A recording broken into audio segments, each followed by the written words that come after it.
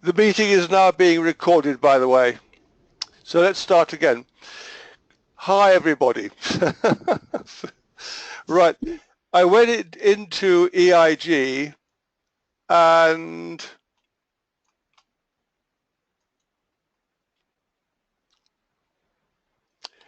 I simply opened up the lot number that I was interested in. Yep. Then scrolled down and opened up legal docs. I'm not going to do it again. And that automatically told EIG that I was interested in the legal documents. They weren't available when I first did it. Okay? So having done that, the next thing that happens is that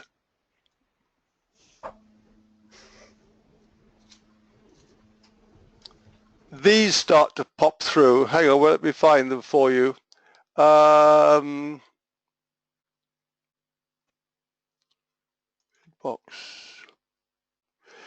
This type of thing starts to pop in, that passport, EI group, lot 27, legal documents updated. So they started to come in, which tells me when I first went into the legal docs, all that was there were the EPCs. And this starts to tell me that they are in fact being filled as more documents being added. So when you start off with the EIG, you essentially register your interest in the lots that you're interested in. Yep. Hang on a second, guys.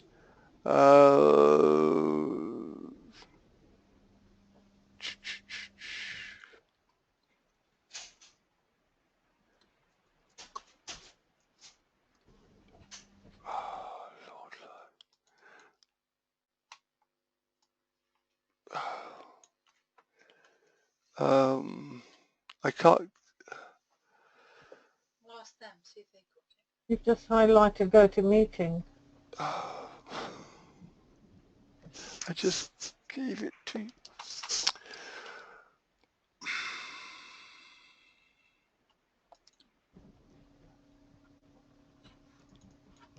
This is why I gave it to you.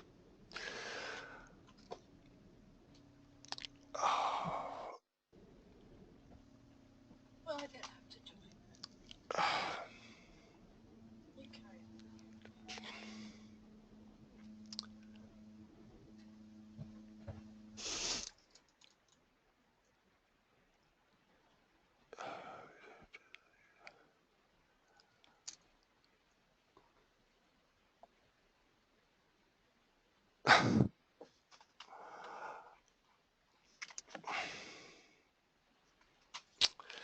Hang on, I'll try to find the meeting. Never mind, I'll leave it. No, I won't leave it. Hang on.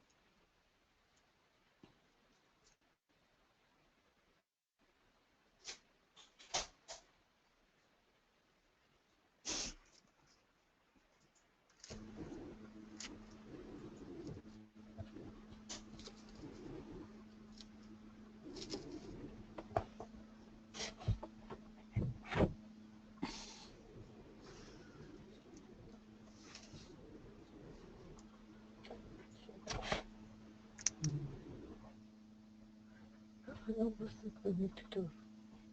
Not couple of minutes,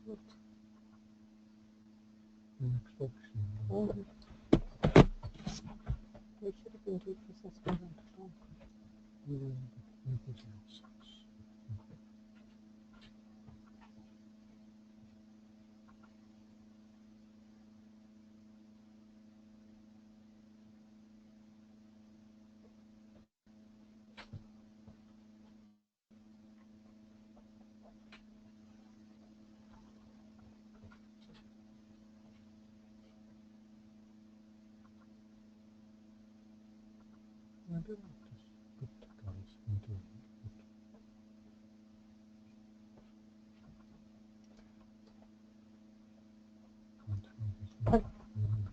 while David's looking for that, I just thought I'd share this with you. Do you remember that house on Wolverhampton Road, which I said had structural defects?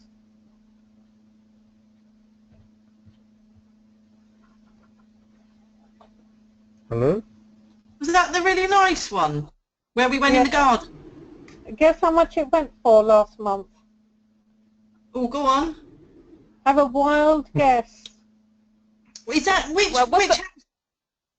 It was 246 Wolverhampton Road. You know, next to that club or church or whatever it was on the other side of the road. Yeah. How much is it going back now? How much is it going for now? Can't remember. The interesting thing is that it only went for £100. It's Really? Yeah. Which one is that, Jane? I can't recollect which one you mean. It was on our last day. Oh, what number was it? This is lot number 33. Oh, let's have a look. 33. It was a semi. We didn't actually go in. Oh, the one right near the motorway. No, Wait, no. No, I don't think so. Oh. Yes, it is near the motorway, yeah, Oh, is you're it right. near the motorway? Yes, it is. Oh, okay then. That one then. Oh, for £100. £100? Okay, guys, £100. I am back. Right.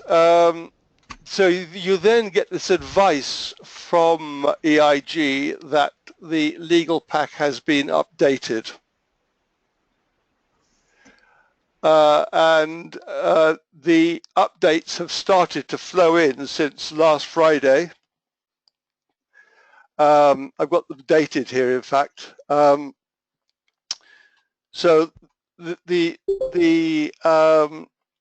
EPCs came in around the 22nd of August, and then 2nd of September, which I think was last Friday, we got this lot in.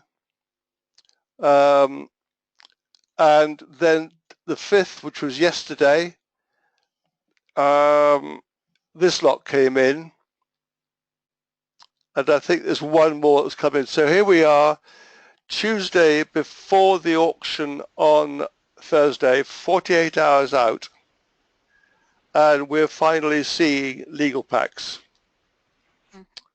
I'm going to be complaining bitterly about this. And as it happens, David Sanderman sits on a RICS auction committee, and they're not happy about the way things are going. And this document is going to go through to him because they all sort of know what the costs are that are being pushed through against you guys, against the bidders. But it's way too late to be, as Gupta is bringing 6 lots in on Thursday, to be pumping in £8,000 worth of costs. Well, he's pumping in 6 grand, but then there's another couple of grand's worth of costs to come into it. So before we go into the actual where we find these things, what I've done is I've taken the maximum guide price, and what you've got in some instances, you've got a percentage as the of it with a minimum.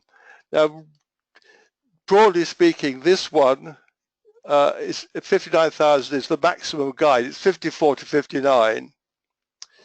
And they're going to charge 1% auction costs with a minimum of £1,800, which with the VAT added goes up to 2160. Now 2160 represents 3.7% of 59.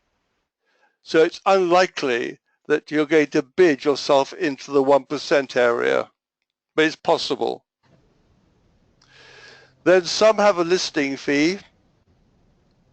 Then some have legal fees, and they vary. Search fees, the Sohoto and Arm Housing and Canal quoted their actual search fees, but ASRA Housing Association didn't. It just simply said search fees and disbursements. Search and disbursements. So I've taken it around 234. I've taken the Sohoto fees and put it up there. Then ASRA Housing Association was charging a valuation fee, £120. They were the only ones that did that. Then you got the auction fee, including VAT, and you must watch out for this VAT. Then we come to the vendor total.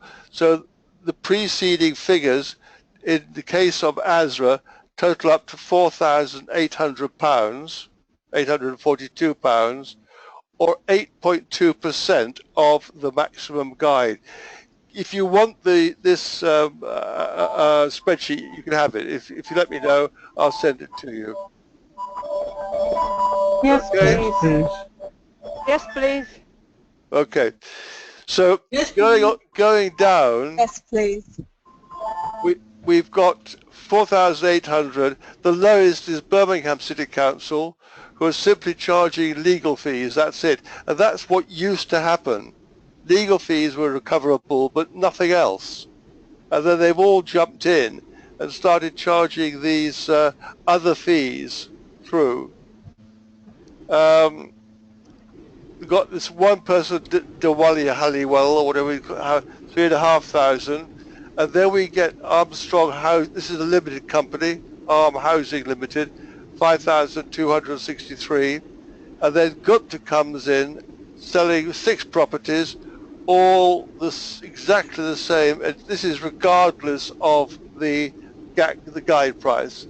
So it's 34,000 is the lowest. He's charging 15% or 5 grand.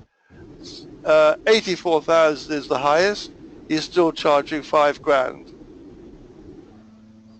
Then we've got Canal, who is charging, he's recovering his search fees and the auctions fee. He's the lowest, I think, 2.5%.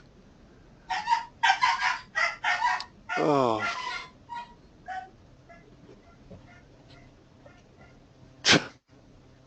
Arm Housing Limited is a repeat.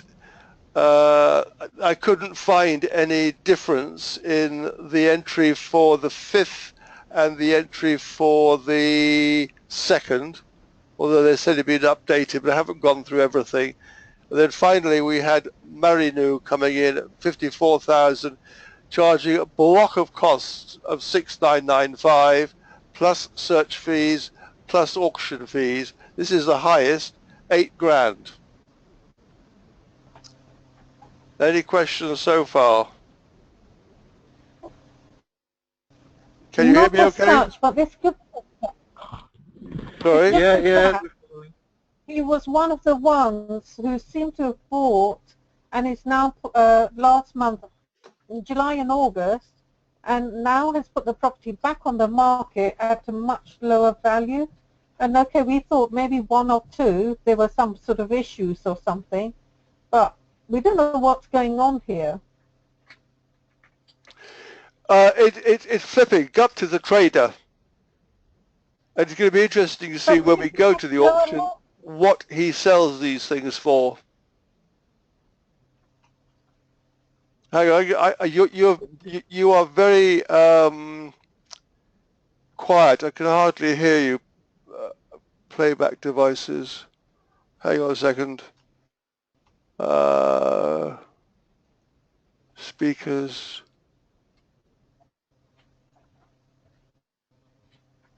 Can somebody speak?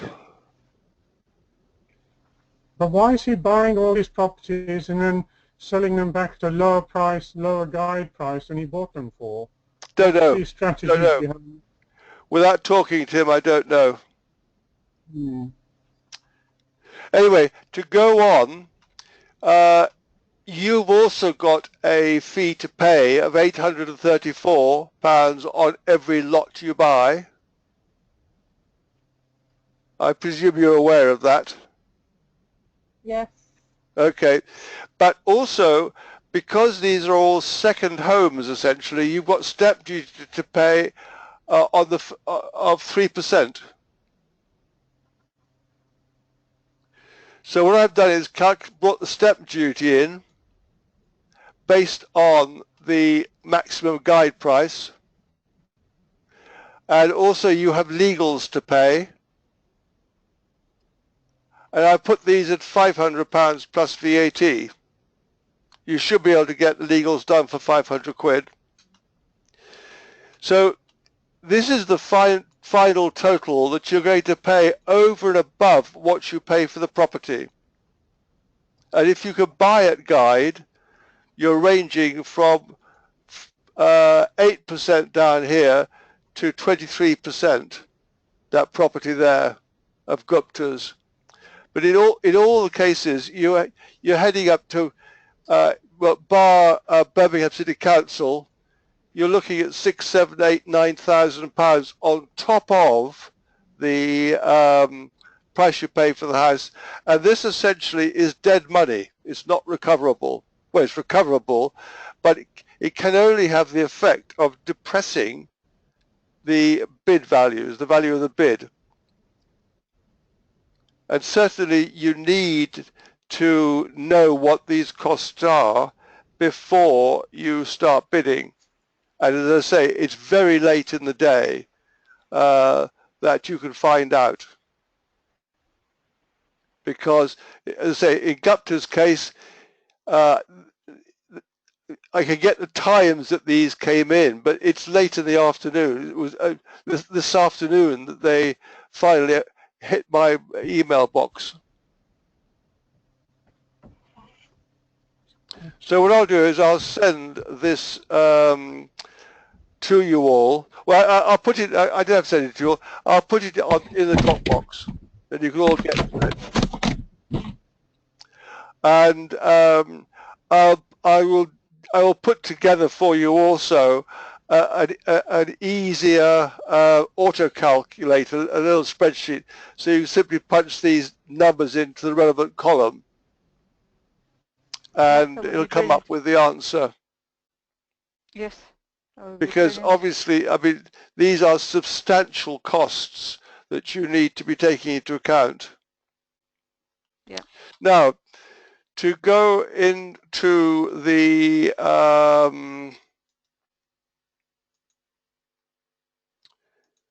what we're looking at in the, just get rid of that.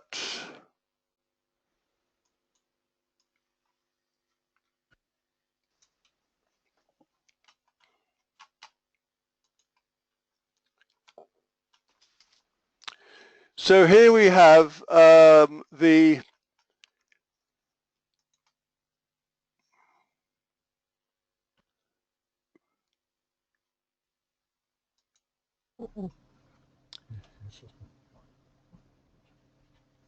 Does anybody want to look at anything in particular? Or do we just go through them gently?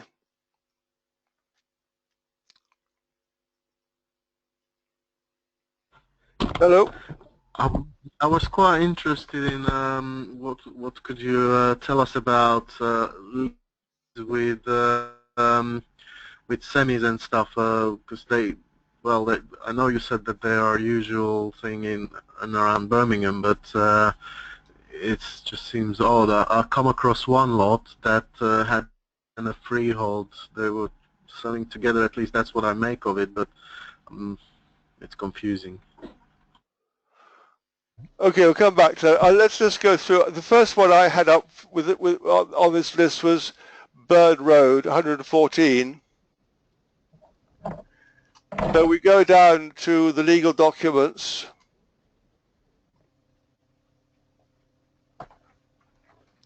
And here we have a full, what I would regard as a full set of documents. Here are the special conditions. The EPC is loaded, generally speaking, well in advance, and we've discussed the EPC at length, and you know how valuable I think it is as a document for costing works or for identifying works. We've then got the special conditions, and I'll open this up.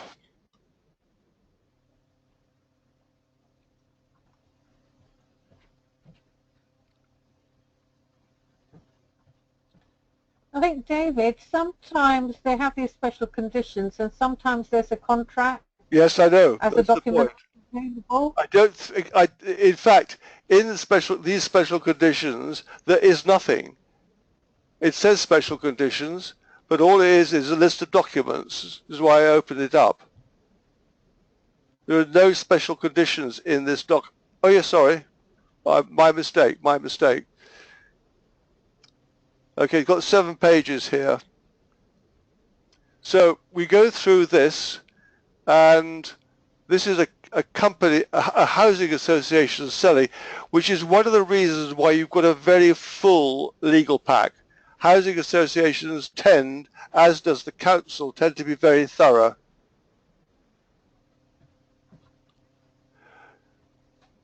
What you've got there is that the buyer warrants he's not a board member. So if you're a board member of the association, you can't buy.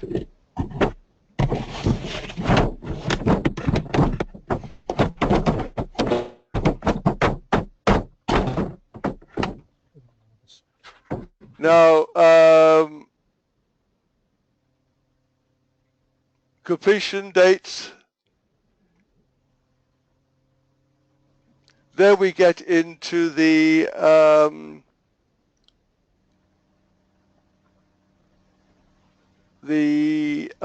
costs permitted for planning.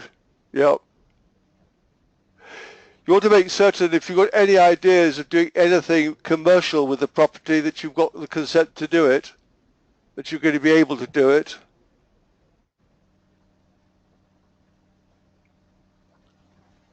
And here we come into the costs. Now, the auctioneer costs for the sale point being 1% plus VAT of the sale price, subject to this minimum of £1,800 plus VAT, plus the listing fee. Now, in some cases, you get this written in words, in text, and you've really got to be reading almost 3 times to make sure you get it right. I'll show you one later.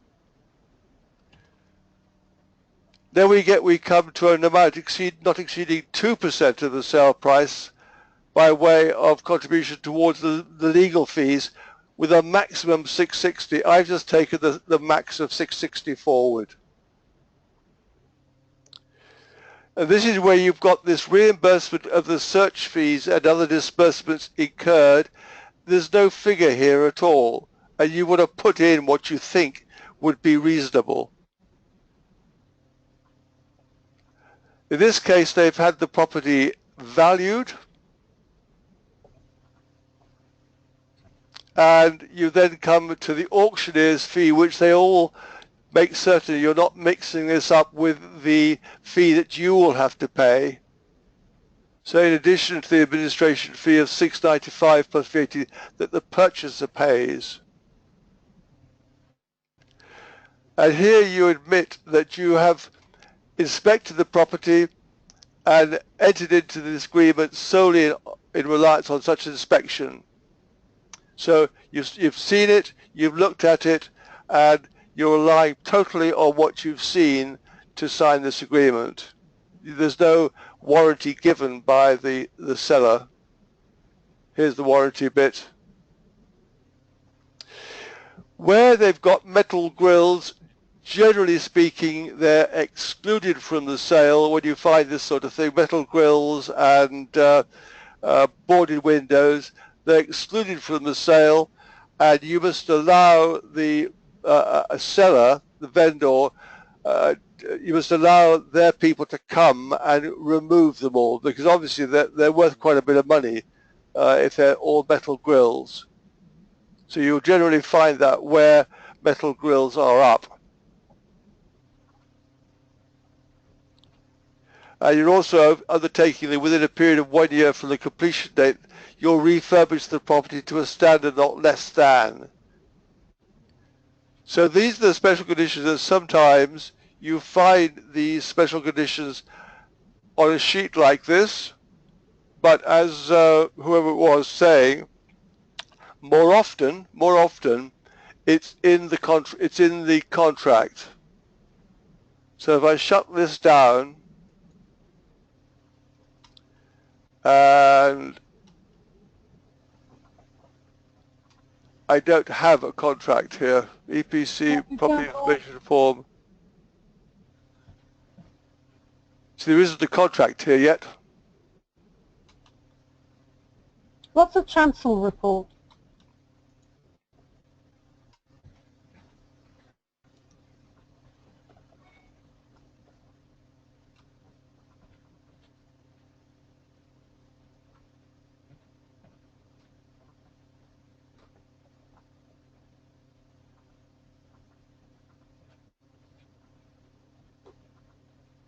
Oh, it's I thought it was.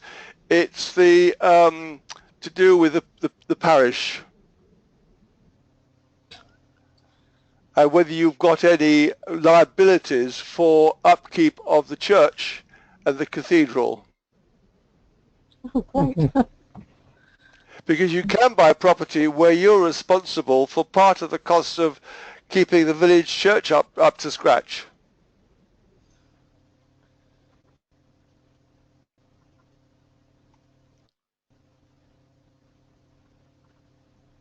Have you come across any recently that can I just stop this? actually?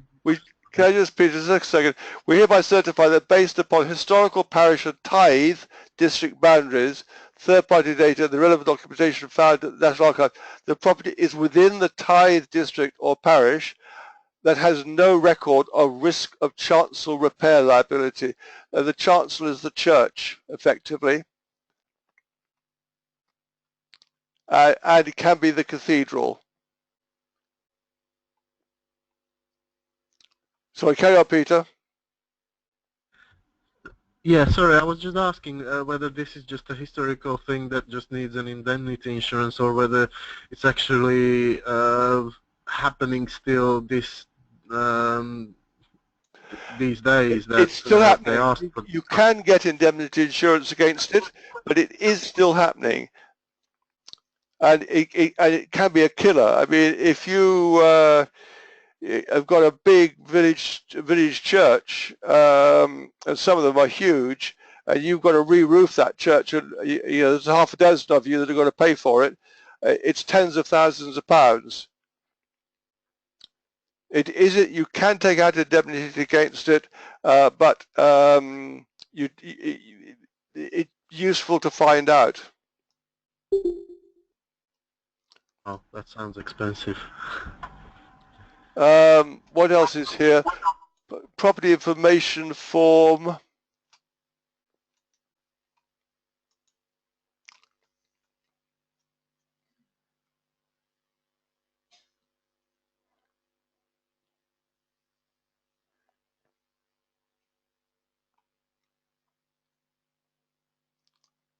This is probably what is included in the sale.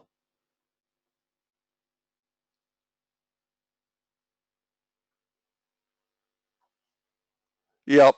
Here, and this is worth going through, here you're looking at boundaries and everything that's going to be included in the sale. So I looked at Moat Road, and I can't find anything in. In fact, it's positive there is no right of way across the back of that property, and it states that in here that there is. Is the seller aware of any boundary features having been moved in the last 20 years? But if you go down through this, you will find in it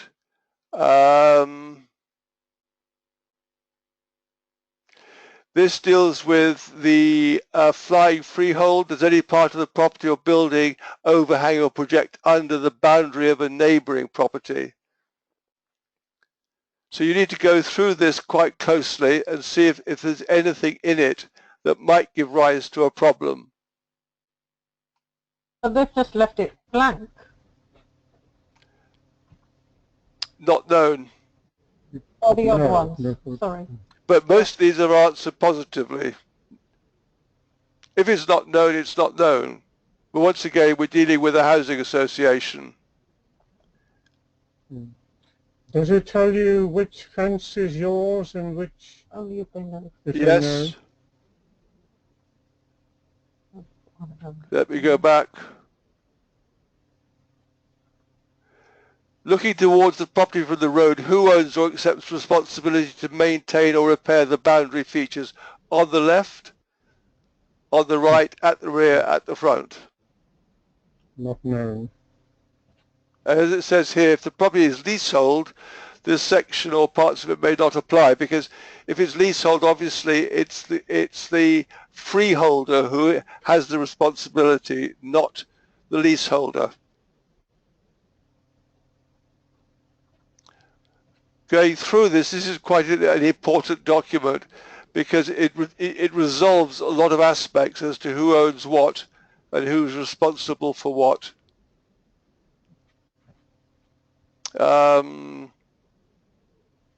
Said aware of any proposal to develop the property or land nearby. It's a positive no.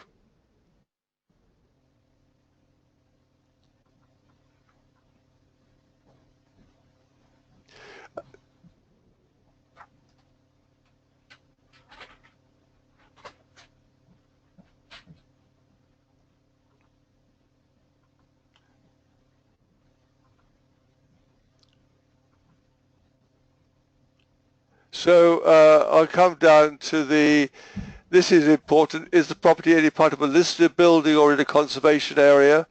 2 no's there. Tree preservation orders, this is important. North Oxford, for example, every tree is the subject of a tree preservation order. You cannot take down anything by any tree in North Oxford at all. It's a blanket preservation order over all trees. You'll find the same happens in some areas of London. Then you get into the guarantees and warranties. NHBC, damp proofing, timber, windows, electrical work and roofing. These guarantees are, generally speaking, transferable to new owners.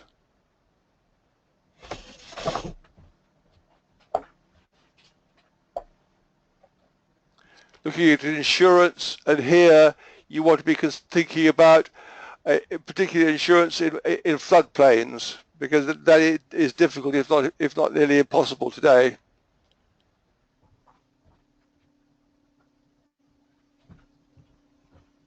Yeah, we've got the flooding here.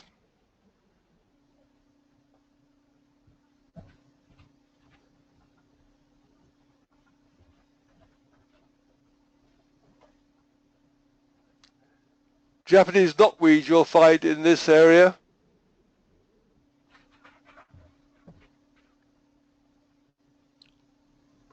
And here we've got details of sharing private roads and driveways and boundaries and drains, etc. And there we've got the right of way. Recognize it when you're in the garden. Say that again. Sorry, I was just asking, with the knotweed, can you actually recognize it if you're looking in the garden, or is it hard to recognize? No, it's not. It's very easy to recognize. It's a big bush thing. If you go online, you could get pictures of it.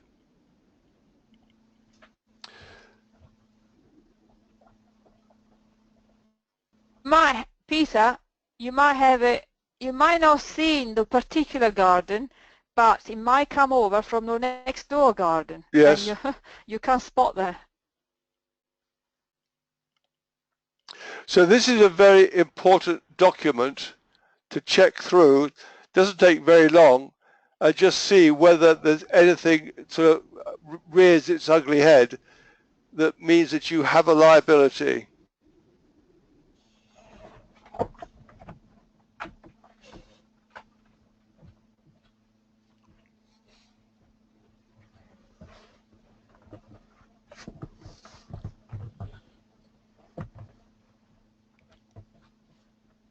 Covers drainage, etc., etc.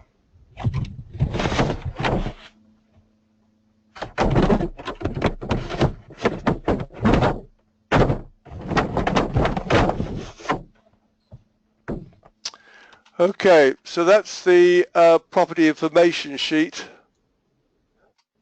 Then we've got the local searches, coal search, we looked at the chancel, drainage search, look at the mine, see if there's any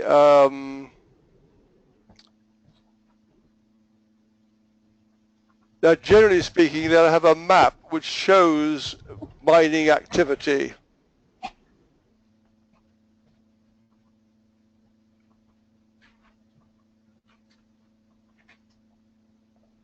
So you look at this, has the search highlighted, it says yes, future underground coal mining. Otherwise it's no right the way through. So essentially it's a clean report.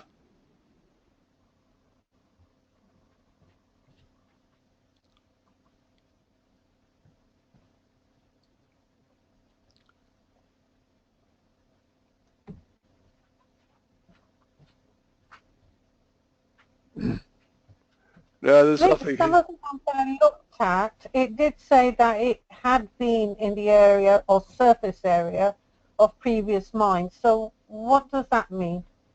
It'll tell you how far away, 20 meters, 200 meters, whatever the distance is.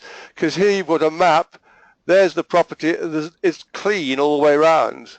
There's nothing to concern yourself with at all. We'll find something, we'll find one where you have got to concern yourself. Well, Moat Road has got mine shafts around it. We'll go and look at that in a minute.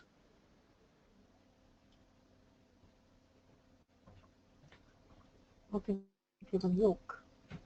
So this is the sort. This is a very full set of documents in the legal pack, and really, you should be able to buy this property without needing to consult a solicitor, assuming it's clean all the way through.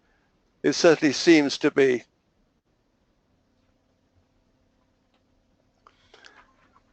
A lot of the answers they're given, they just merely said not known, not known. So they're not really clear answers. Well, it depends what it is. It depends what it is. I mean, some of it you can see anyway. It does depend what it is. I mean, we're rushing through it. You take your time. But if we, also, what's interesting to us is, like, for instance, if it says that it's in some medium risk area of flooding, would that be difficult to mortgage, or where's the limit? Could be. I'm just going to leave you for 2 seconds. I'll be back. Okay. If it's amber, yes it is. They've got that lighting on the flooding reports. Green, amber and red. Go by colours. So you need to watch out for that. Hi guys, I'm here. How are you? Hello. Hello. Girl. Hello. Apparently David and I couldn't communicate. Anyway. So you're communicating with us. How are your purchases? Yeah, I know. Resting. My saddle doesn't fit any of my ponies, by the way. What? Peter? Yes. And your wife, is she Kate? Yes. Ah, that's okay, because I had a friend's request on the Facebook account, and I just wanted to make sure. But I've just realised she's got the same surname as you, so I'll shut up. Ignore me. I'll mute myself.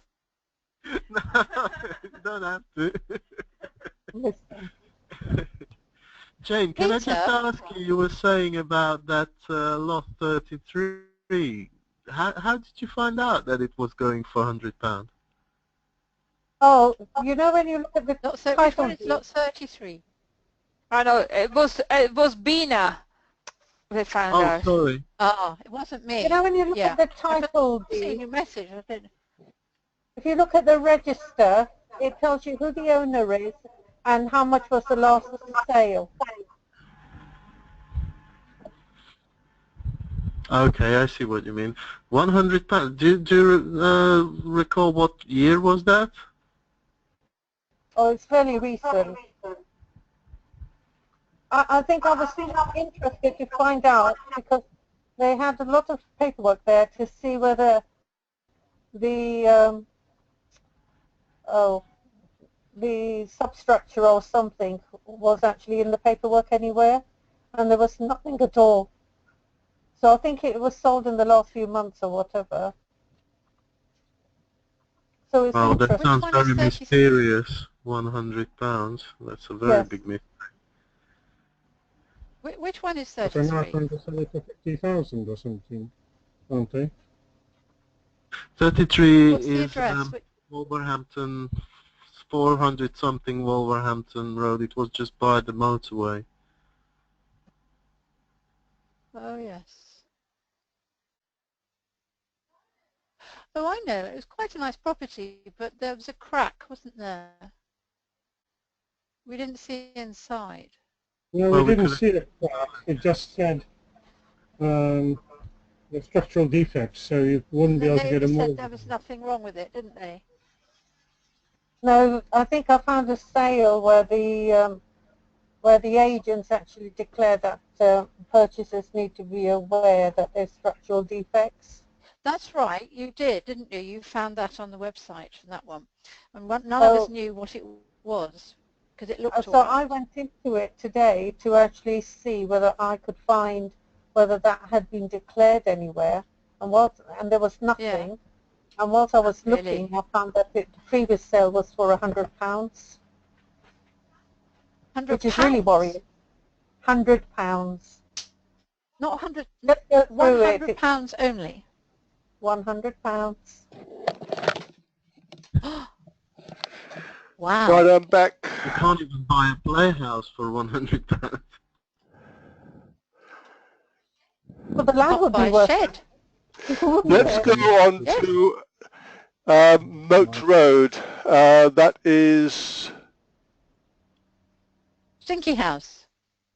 Sticky House, yes. Yeah, I went through that as well and wanted to ask you because a few of the houses also, you know, when you looked at the radon, there was quite a lot about the air quality being put on there.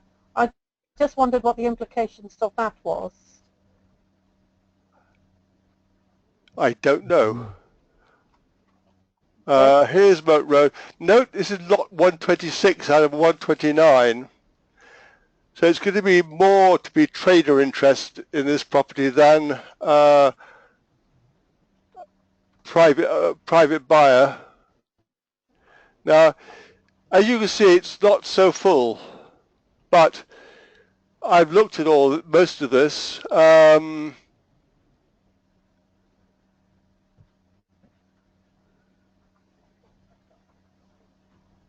Oh, where's the? Oh, there's the mine. Now,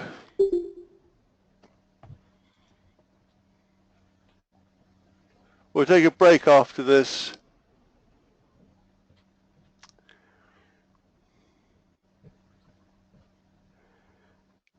So here's the mining report.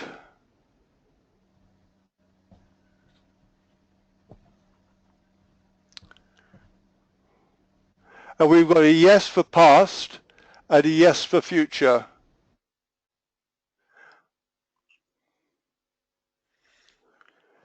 The property past is in a surface area which could be affected by underground mining. 5 seems of coal, but it was last worked in 1914. So any movement in the ground due to coal mining activity should have stopped. you would have taken judgment on that.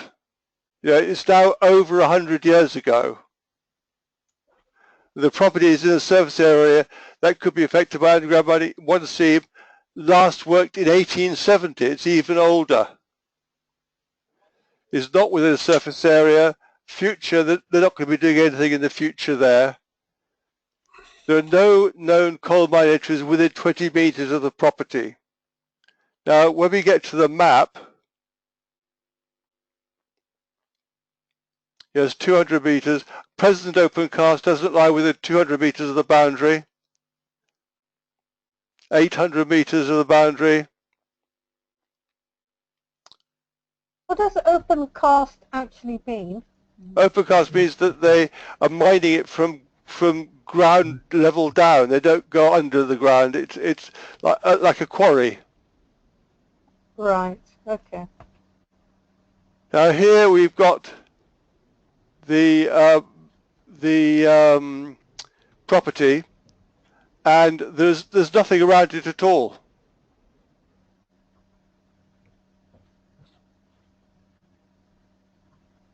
So in your opinion, this one would be okay? As far as I'm concerned, it's clean on the mining side.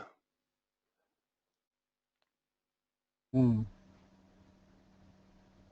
And another property which I looked at was Ivy House. Anyway, it's 6:55 now. Let's take a break for 5 minutes and come back to it. Okay? Okay. Yep. Okay. Okay.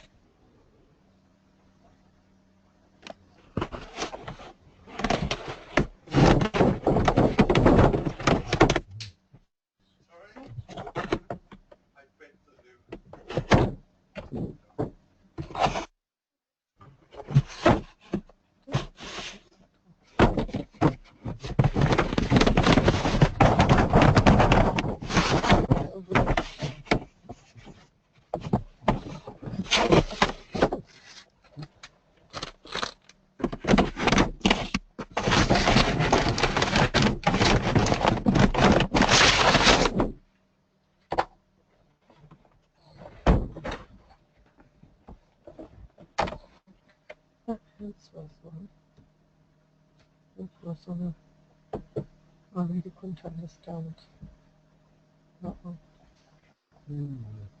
Interesting. No. But really, if we had the money, I think that really like that solar home. I think it's got really good potential and very high returns for actually doing it up.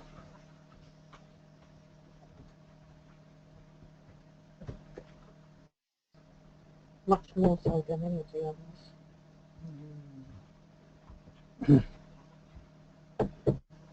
And there's loads of flat conversions on that same road.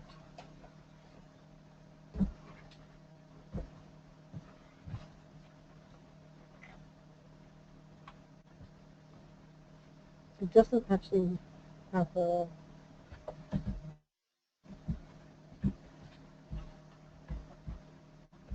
I just wanted him to look at that one in Handsworth, because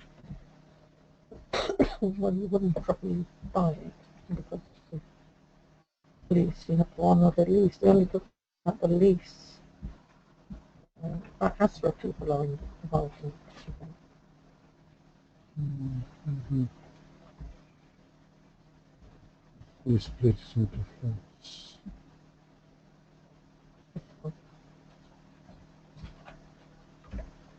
The Handsworth one is 6 one-bed places, and they bought it for 109,000 in January. And they said they've spent a lot of money on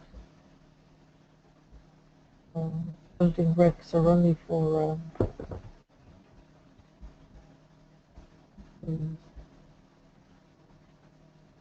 it might have got some showers or something. It's for drainage.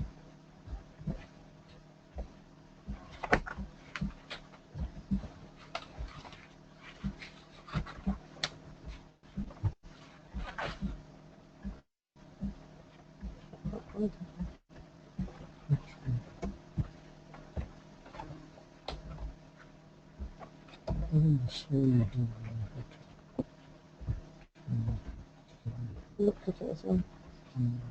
It's just not in a position for that, otherwise that would be a good buy with a good return.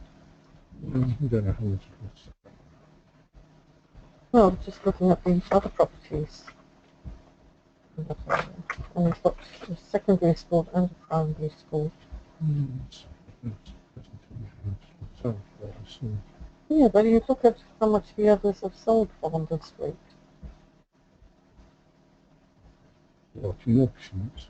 Not in auctions, but... Yeah, so you don't know how much it'll sell for an auction. Oh, no, yeah.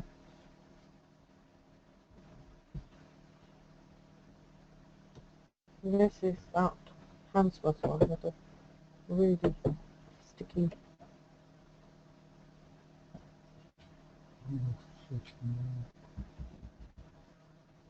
Yeah, that And property. Some business with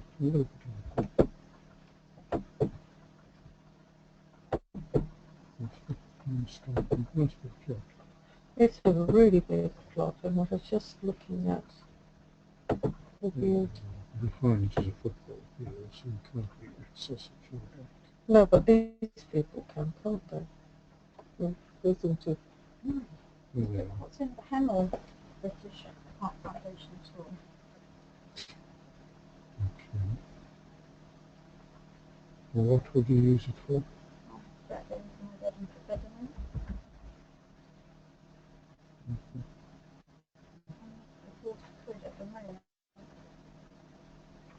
Yes, the sort of thing people don't really want. So. Again, for £300 everywhere else on them.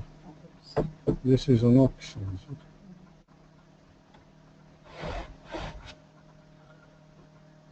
236. And these are the prices. So 226, 266.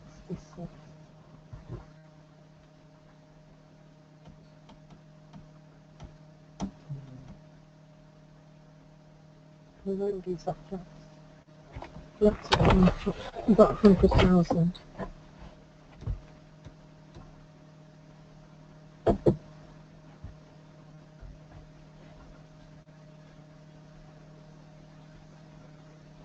think the hospital's actually older, so maybe not.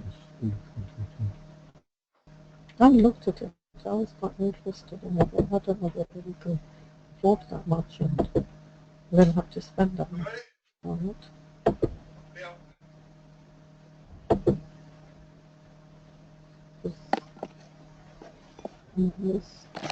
What's the property? Right, I'm back. What I want to find, are we all back or not? Yes. Yes. It's updating. Yep. Nothing. What I want to find is This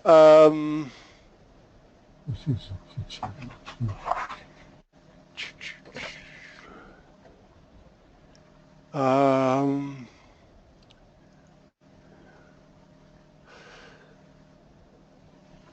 57. David, just looking at that house, David. Sorry? Just looking at Moat Road House. Yeah. If you were to do any work on that, you'll need a skip. Where would you put the skip? Would you then start knocking down the wall? Yes.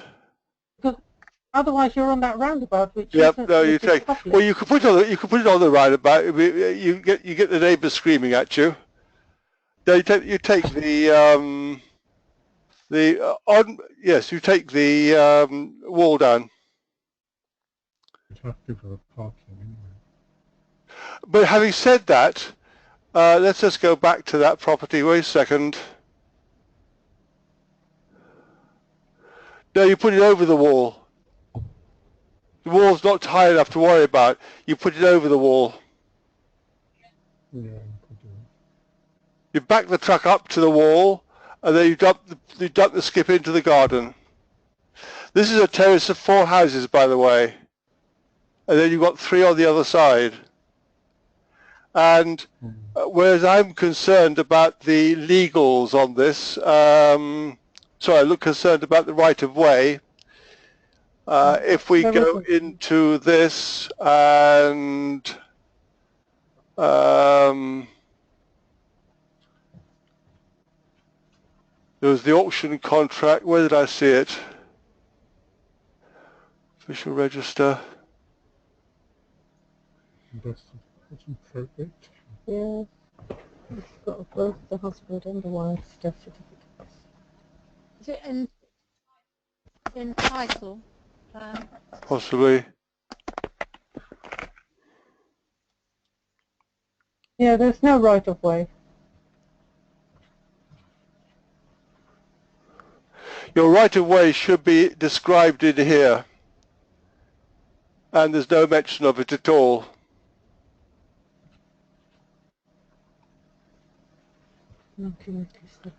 And in fact, when you come to the plan at the end, oh, the plan's on the other one, I think, it isn't mentioned anyway. Mm-hmm.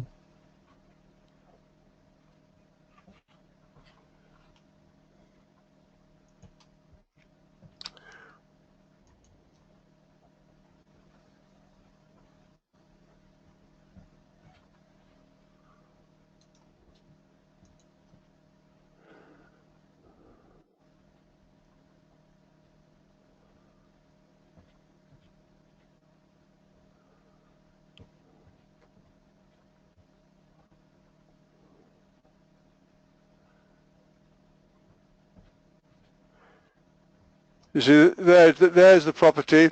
You've got 1, 2, 3, 4 properties, and there's nothing going through there at all. No, through here, rather. I'd love to know what that is at the bottom of the garden, all covered in overgrowth, undergrowth, overgrowth. Got some sort of outhouse at the bottom of the garden. But still, 4 houses there, 3 houses there, and these are completely landlocked.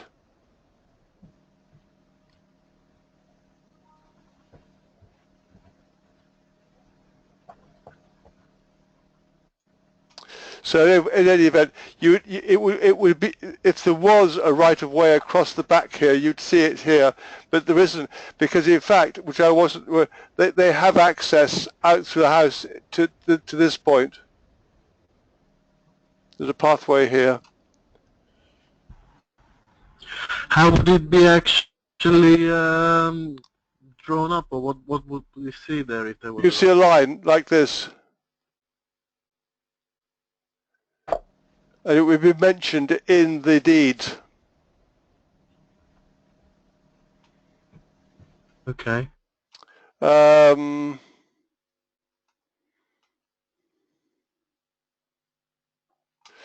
Right, let's go and see if we can find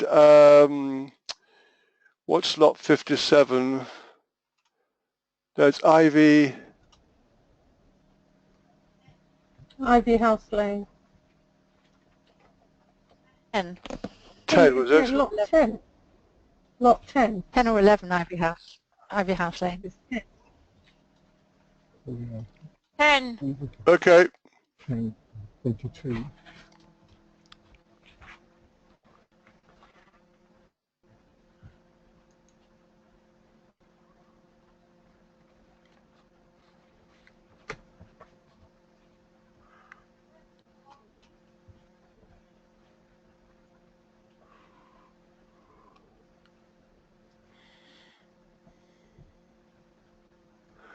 Contract I've downloaded, mining search I've downloaded. Well, we know what's in the contract, so I've shown you that in the context of charges. Yep.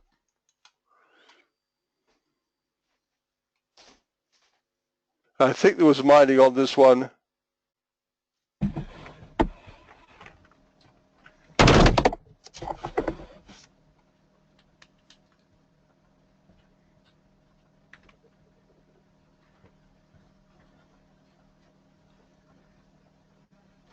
Yes and yes, past underground, future underground, and then there's coal mining subsidence as well.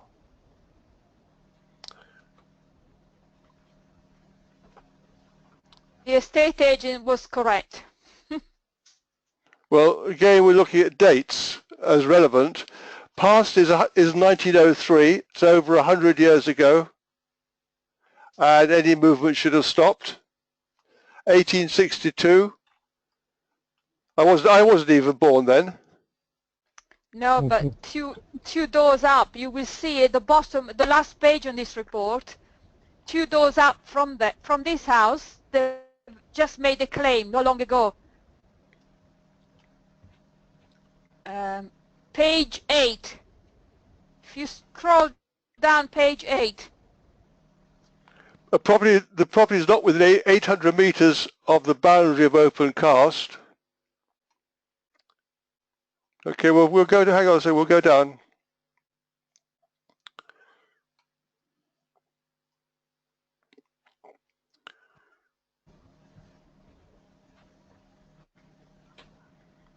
There's your problem.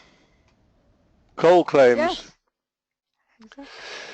Yeah, but again, as I say, you've got to take a view on it, how old this was. I mean, maybe we could, the difficulty is that there's no time to do any more work than we're doing. And that is that's what, 3 houses away, isn't it? Yeah. Isn't that where those new houses were built? There's a No. That's before the 2 houses. Before the 2 houses were number 2D. You can see it, 2B and 2A. Those were the 2 new houses. They've been. There's new build on here, is there? No, in No, between yes, the green, in between the blue and the red, there are Yep. 2 houses, and those 2 houses are the new one. Right. Well, they're presumably built with guarantees against subsidence. They should have. I hope so. So They wouldn't this, normally build again, I houses. take a view. I'd say it's clear because you've got to go way, way back. But it depends how recent these 2, the blue houses, how recent they made this claim. We can find out from the authority, from the Yes. mining. Yep. Would you Yes, just it read deserves. them It and they will deserves. give you the information? It deserves further examination. I mean, we've got this. Phone calls tomorrow to the authority, to the local authority, to find out what's going on. Or to who, This is another good point. here's the number to contact. Phone them up. Say, look, please, tell me. But that, to me, again, is a fairly clean house. I'm trying to find something which is closer than that. So would you think this one, even with those 2 claims a couple of doors down, would you still think this would be okay to mortgage it? yes, because the houses either side are mortgaged. There's a mortgage on this house on the left and on the right. You can be certain of that. Well, we don't know. Well, but pretty If they're going certain. mortgage or not. What's But this? there is definitely something to do with what Bina pointed out, which I read as well, with regard to possibility of structural problem in case of an extension being built. I read that line as well.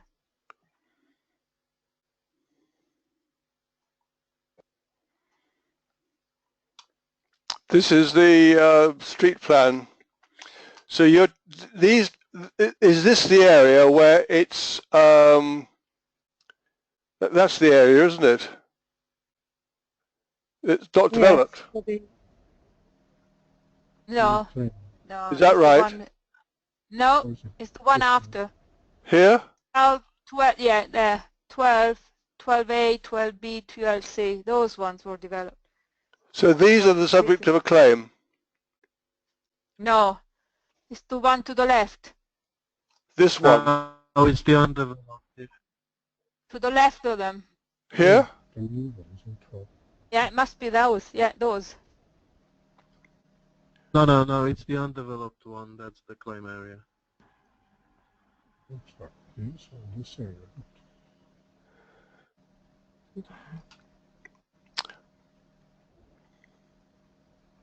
Well, you should be able to get the answer out of the call board on the basis of a phone call to find out what and where.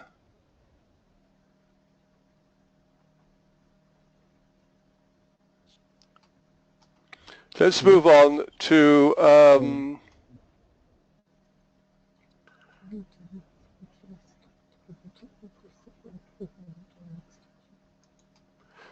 lot 57.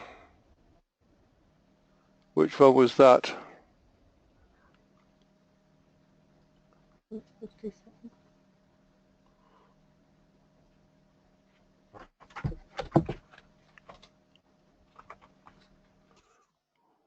Swancott.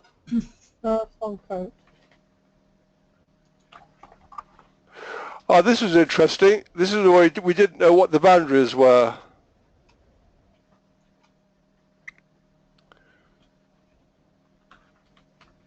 That was that council one, wasn't it?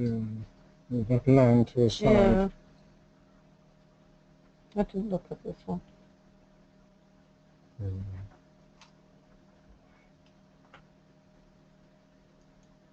Well, that's the plan I want.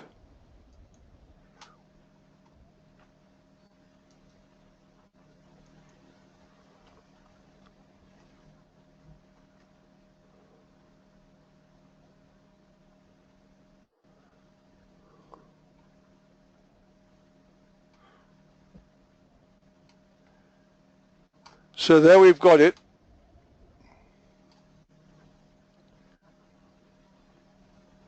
So that land to the side does belong to this house. Yep.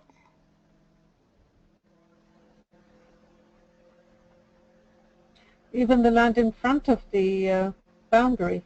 Yes. Going up.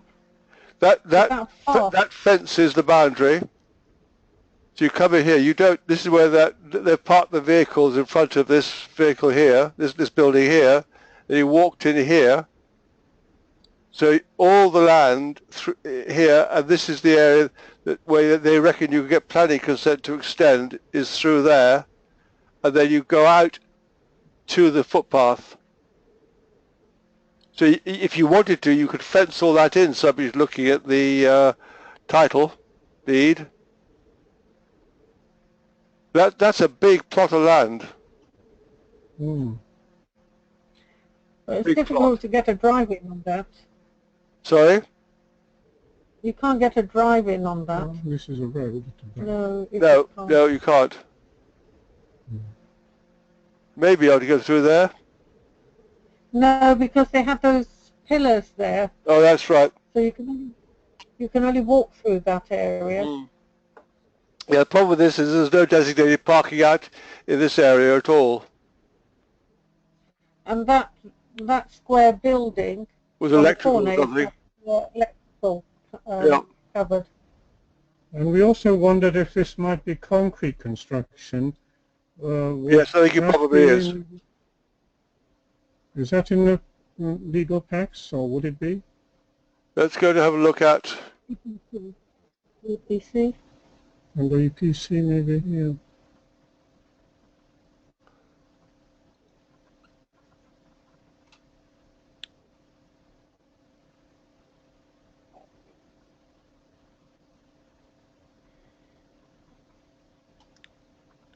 Oh, this is Sehoto owns it. Okay, stores. This is just standard stuff. It's always worth having a quick look at it to make certain there's nothing included in it that is... David, how does that? Sorry, the first page, it says contract 4% above. Is it 4% above base? What is that? That's if you don't complete. If the whole thing runs into trouble, then the rate that the interest rate you'll be charged on an outstanding balance is 4% over base. Okay. So It's a penalty interest rate. Mhm. And here you've got the special conditions. Now, this is interesting. I think I'm right in saying you think it stopped here. Does it go on? No, you're on page 5. I'm on page 5. No, it doesn't. It does go on. See, this is the searches listing fee, and then we've got the biggie at the bottom. Right. Let's David? move on David? to. David, Yeah. just a message from Maureen. Maureen just sent me a text saying that she's actually having problem with her computer. Computer is frozen, so she's not on the webinar at the moment. Okay. Thank you. I'm back on it. I had to turn it off and start and reboot it. I'm back on. Good. Hi, Maureen. Hi.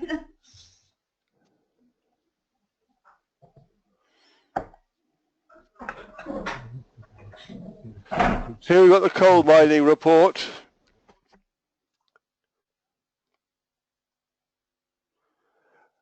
Yes, past coal mining. Yes, future.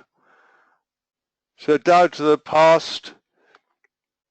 Once again, 1859 and 1845 are the relevant dates. I wouldn't worry about it. If it hasn't happened now, it won't happen. Well, I don't think it will happen anyway.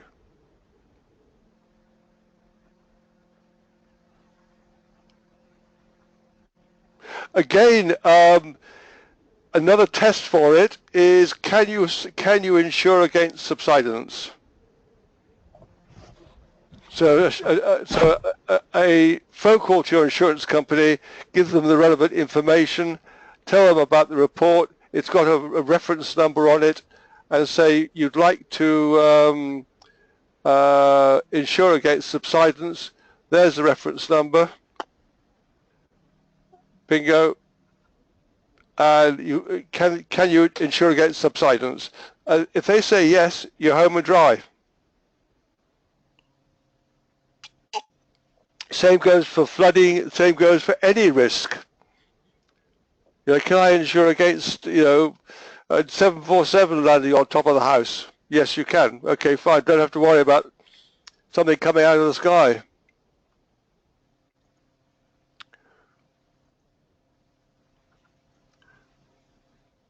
Number 1.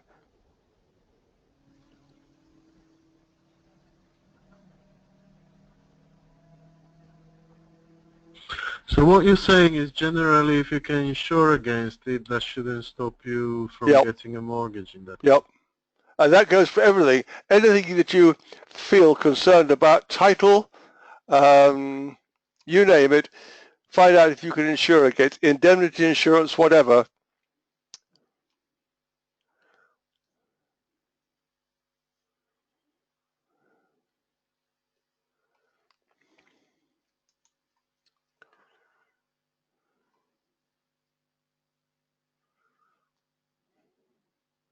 And you'll get a very quick answer as to whether you can or not.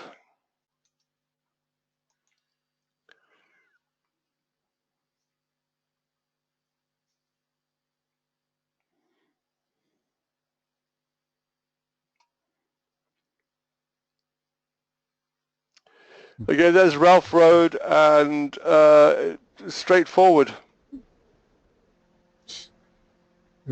Yes. Was it a club?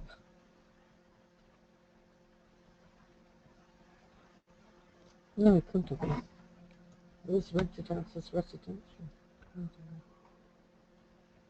Be to the contract. So let's move on to 109.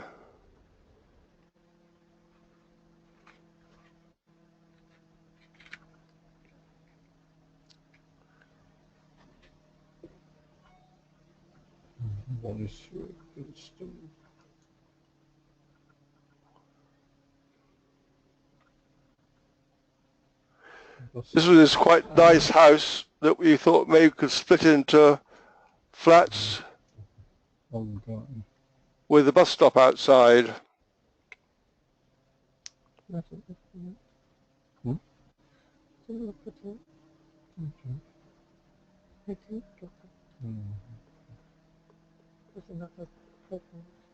You see, there's no mining here at all.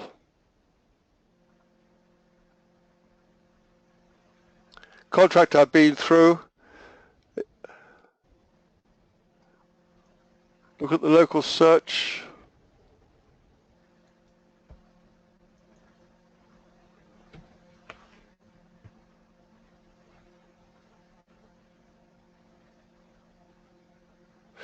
When you get to this point, you should have half a dozen, maybe half a dozen properties lined up to run through the legals on. And when you go through this little lot, maybe you'll come up with one or two where you want advice. But that really should be it. You're not going to get all the questions answered anyway, and even if you take it to a solicitor, he'll cover his back and say, you know, probability is but. So there's no real point in asking him, because he's not going to go hard-nosed on it. This is the fencer certificate, by the way, I was talking about with regard to the windows. So that is the fencer reference number on one window in the property. This is cavity wall insulation, building regulations approval.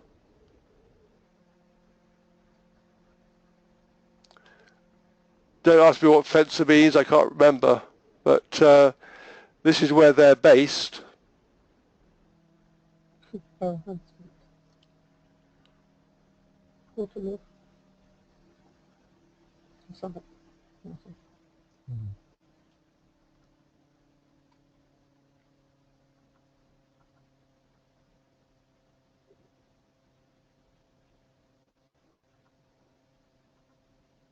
So this tells you what's going on locally around the property.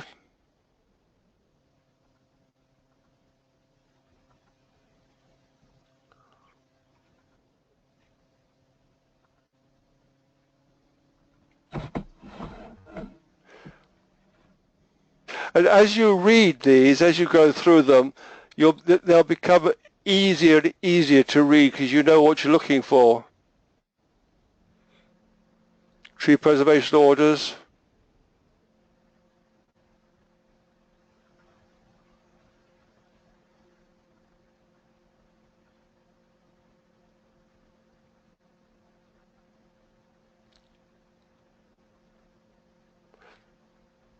Okay.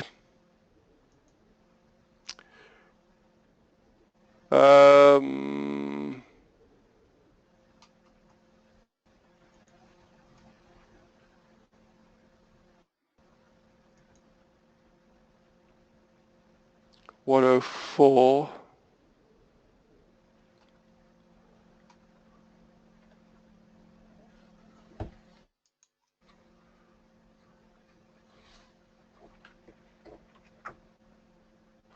Now this, I think, if I remember rightly, has very little information on it. 104 Grace Road. Oh, that was... Nothing, look at that.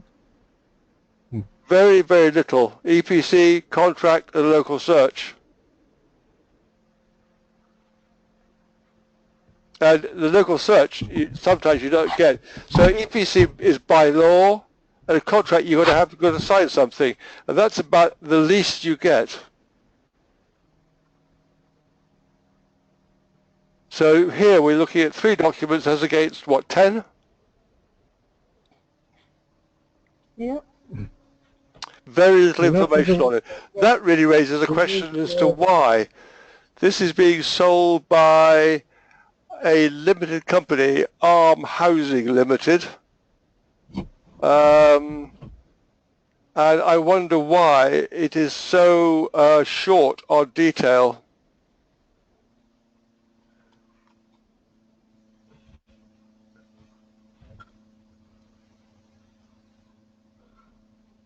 And that was the one that had funny sort of side garden and then that outbuilding. Yeah. So it was, Yeah, I agree. peculiar. I agree. Again, nothing to stop you writing to them. They've got offices in Walsall.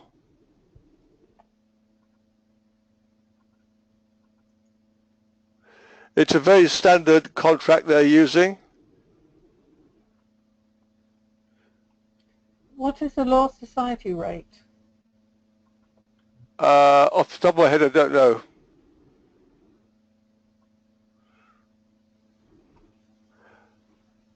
This all looks very amateurish. Please see attached rider. That's the special conditions. It's here.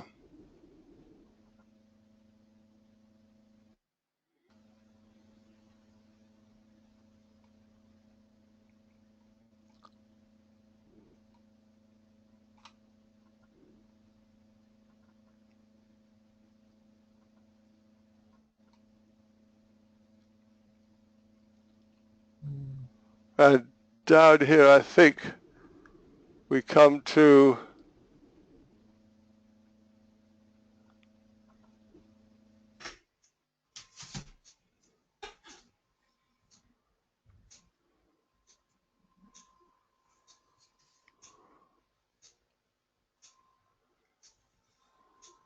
this is a 72 sale for £3,000, 3,050.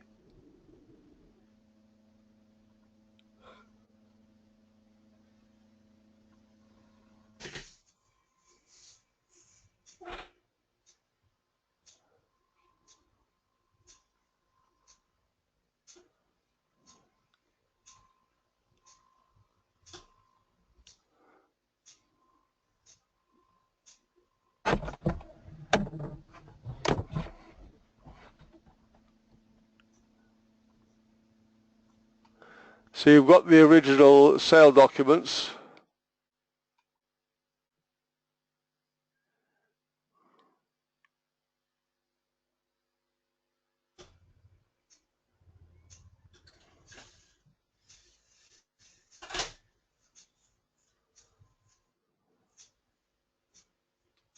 Which you don't necessarily need, but what you do need is the boundaries of the property and so Yeah. on, which I we saw a don't map somewhere, see. Pravin.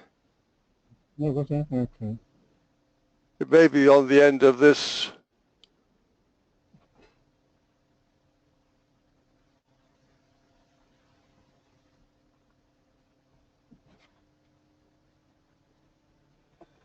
That's interesting. The land and premises hereby transferred shall not be let at a rent in excess of that determined for the purpose by the corporation.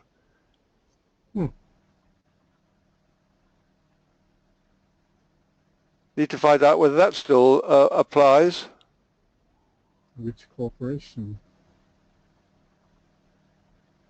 Well, it was left blank. So can it still apply?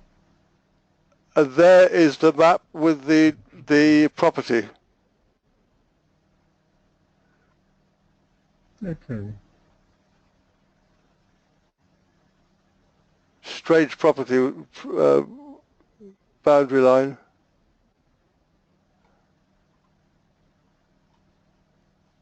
I haven't been into this document. I've got the mining report at the end of it. Right. Yes to past, yes to future.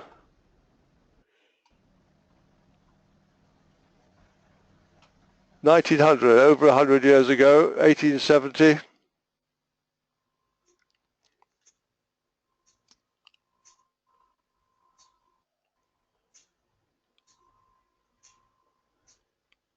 We should come to a map.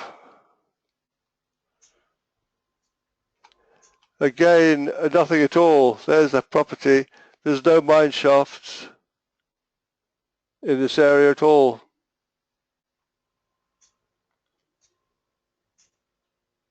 So to all intents and purposes, so far, this property is clean. Mm-hmm. The interesting one would have been the one with the huge cracks all over. What, the structural cracks, you mean? Yeah, the structural cracks. Can't remember which one it was now. I think it's lot Right. 30 in 60 Priory Road. Gupta, number 28. See what Mr. Gupta is selling. That's an interesting property, this one. It's got huge development potential.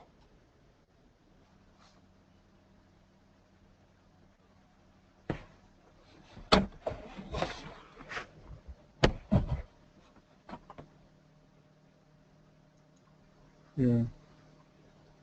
The one with the cracks was lot 30. Also, sorry to interrupt you, Pravin. Also note that Mr. Gupta's lots go from 10 to 45, but most of them are under 34. He's got nothing in the end at the end of the auction. 10, 14, 22, 28, 34, 45. Can they specify? He will be, yeah, he's a trader. And they like traders, and they do what they can to accommodate them.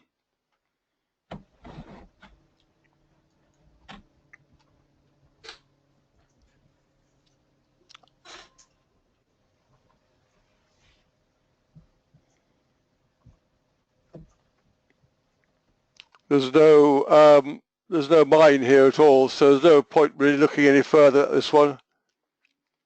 Was this the one without any gas? This was it? I don't know. There was one in Penn without gas. Well, that wouldn't show up on the search on these documents.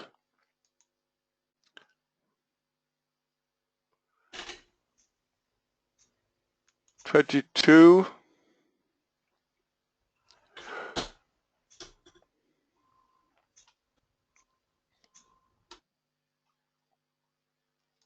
Oh, he owns this one. Yeah. He owns the house you're all in love with.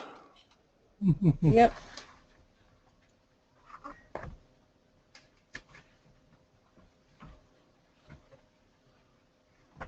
Mining search. Not downloaded. I haven't looked at this yet. That was all clear. Was it? Yeah.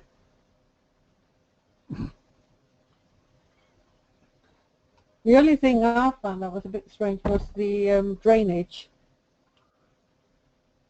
It said it is connected to the mains drains, but there might be drains underneath the house that you might have to look into.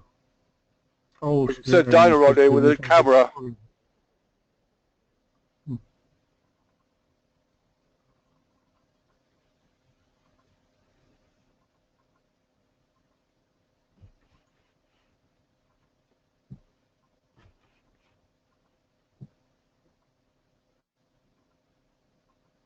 Future, there's nothing at all, just future.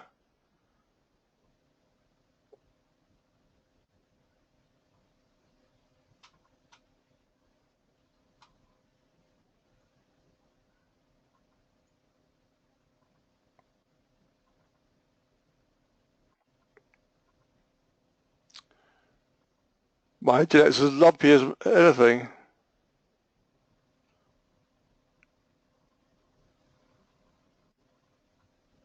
So there's nothing to talk about here at all. Just future. So let's get out of here. You're worried about the drainage? I think the drains, it sort of goes by the neighbour's house. There seems to be drains on either side, but no direct drains from this house. But it says it is connected to the mains.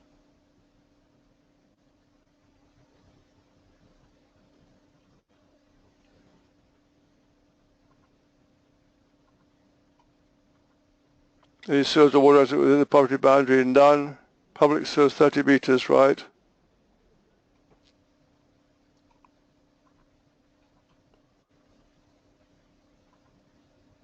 So it's connected to this, presumably. Yeah, so that's the next door's house, isn't it? Yeah. Yeah. Well, you assume it's connected to that. Could be across to here. It could be. But again, I don't see anything to worry about. No. But there might be hidden old drains which they don't know anything about. Well, maybe, but they're not in use. They're not in use.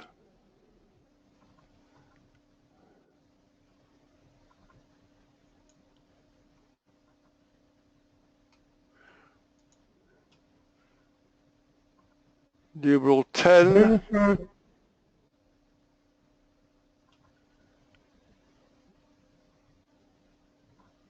Lot 10 we've done. That's the Ivy house.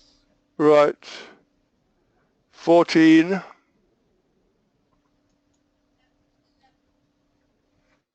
11, David. That was York Crescent. That was quite an interesting one.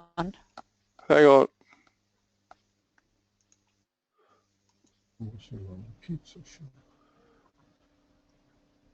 That one. Oh, yes, yes. No. Now again, this is where I think I've got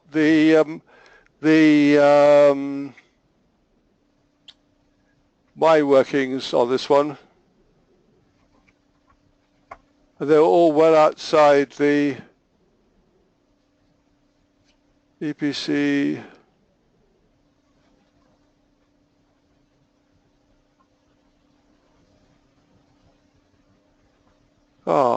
Drainage PDF.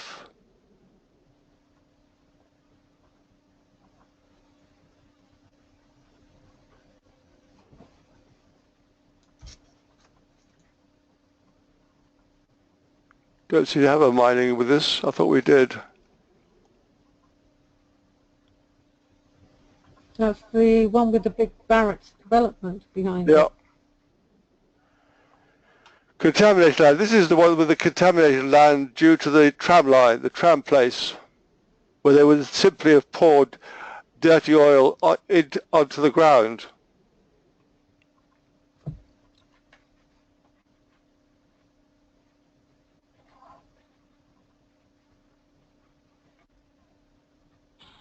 So would that represent a problem with the mortgaging? No, shouldn't do anymore. If you find it when you're digging, you have to clean the land up. You take the top of it off and take it away.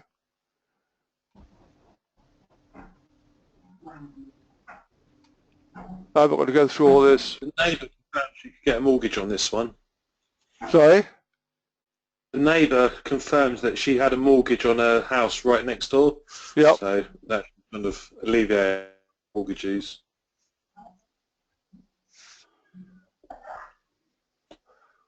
This development here has to bring up the value of that property eventually. I say eventually, when this is completed. Yeah. It's got good potential. Okay, let's move on. PDF, York Crescent contract. Right. 10. I like that house.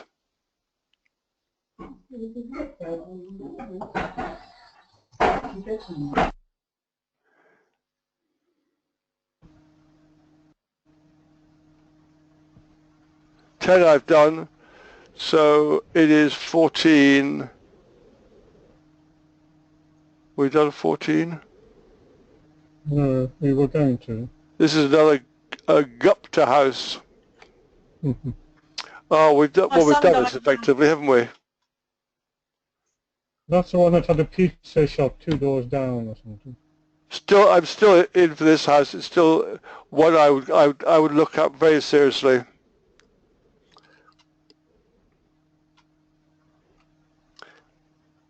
It, you know, given it's subject to planning permission, it's got development potential subject to planning permission.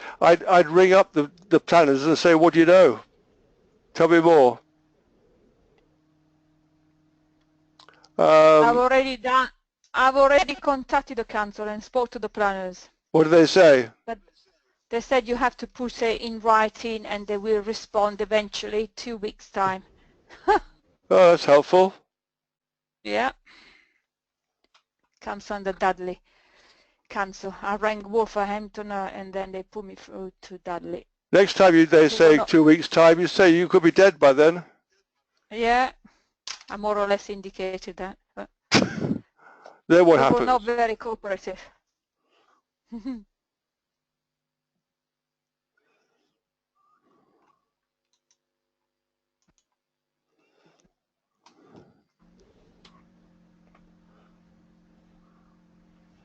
See, for such a heavily mined area, we're not getting a lot of feedback out of these mining, a lot of negative feedback out of the mining reports.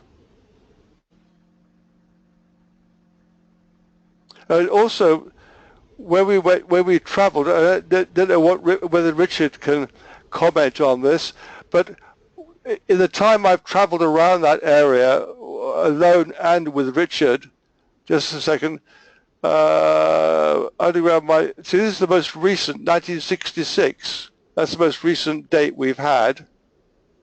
Even there they say it should have stopped any activity.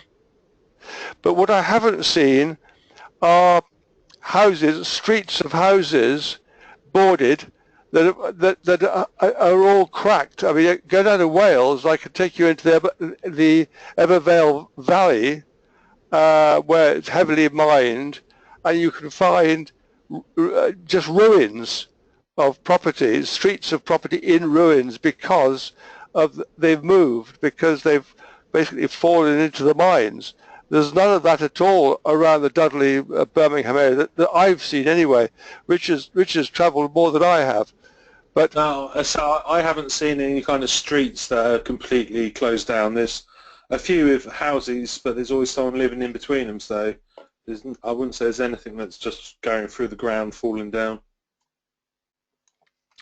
You know, if you go to heavy areas like up in County Durham, same again, you can find areas there where literally nobody lives. I remember driving into an area at the top of a valley. There were kids playing in these houses, and I sort of slowed down and stopped and looked at them because they were just wrecks. And they came out and said, "What are you looking at? Haven't you seen any ruins before?" And these were just ruins of houses that kids were messing about in.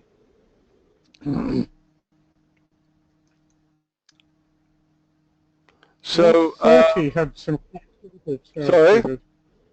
Lot 30 in Dudley, that had some cracks, which he said he'd walk away from. I wondered if that had any mining history.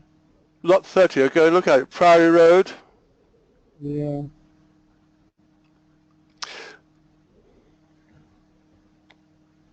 Oh, this had the crack under the bay, didn't it? No, not that one. Yeah. Oh, sorry. That one's clear. Sorry. No, there's another That's one. Sorry, clear, not that actually. one. Sorry. That mining report is clear. No, it wasn't that one. Sorry. Wrong one? That one was created by the tree. It wasn't created by the mining. It was the tree that created a minor crack on the under the bay. Yep. It was the last one before we went to see Wayne's factory. Lot 122 Oakham Avenue in Dudley. I think that had multiple cracks in the house. Well, where is that? What was the That's the number of one that that was house falling where, over. where all the floors were uphill and down dale? Yeah. That's the one we're looking for. Oh, It was the last one before we saw this factory. 122, 100 Oakham Avenue. Yeah.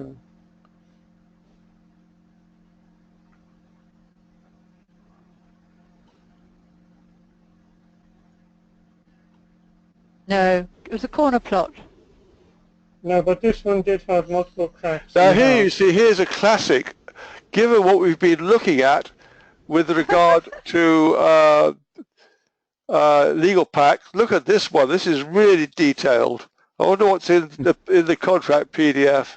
Probably pay. Shut your eyes and pay. Yeah, I think this is the one with the multiple cracks. Yeah. Yeah, it did have. Well, it's not But only it wasn't the multiple cracks. one with the dodgy floor. This was the one that had just sort of big cracks. all the Everywhere. way through. Yeah. In every room. But this is a bit worrying, isn't it, that they haven't even done a mining report on this one. Well, it's up to you to do it. Well, we'll see. Maybe they've included it in this contract. This is the thing. There's no sort of rules on these things. You have to go in and find out what you've got behind the click. Click here. There you are. There's the plan. That's what you're But going to this be is the one that buying. was sold in July, wasn't it? It was sold in July and it's gone back For in. at auction. 96,000. They're probably scared to do a mining plan because people will then be put It off might be buying it. in here. Yeah, I don't know. Actually, Paul Clay bought it.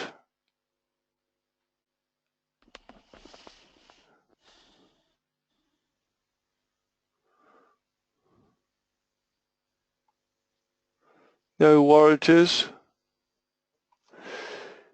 On or before completion, you'll pay $3,800 to the agents plus 1,000 or 1,054 plus. It's saying the buyer shall pay the seller for the mining report, but they haven't done anything, any mining report. The EPC's in here. Nice and low. That's what I'm looking for. Going up to 80. Very nice.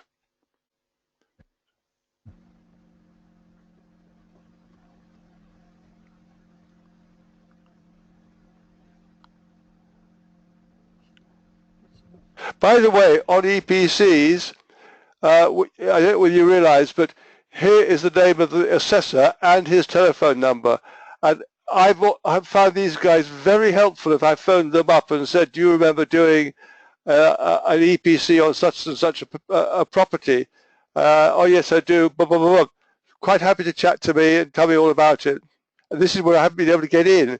So if you haven't been into the house, he's got all the information. He's been in. So he's a good fallback on properties that you've not been able to do an internal viewing on.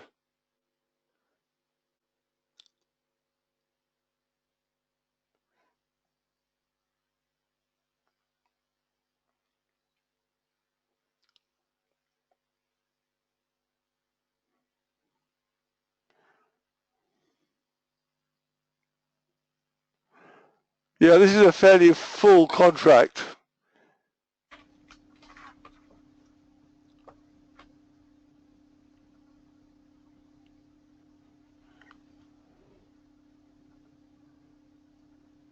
As you can see, it just goes on and on and on. Traffic schemes, road and railway, nothing. David, you know some of these reports that they've done, they're sort of dated like August or September. I was just wondering, like that Gupta chap, he's bought few things in July, August. Would they not resubmit the same reports, or would you have to do another one? No, he'll just resubmit. He'll retype it. He'll retype it with a new date on it. Yeah, most of this stuff lasts. Yeah, things like EPC is 10 years. No, but I was thinking about the reports and things. What? They all seem to be really new, whereas a lot of these sales have taken place in the last 2 months. They're what are called retypes. They're retypes. You get a valuation, you get a survey, whatever, you just retype it.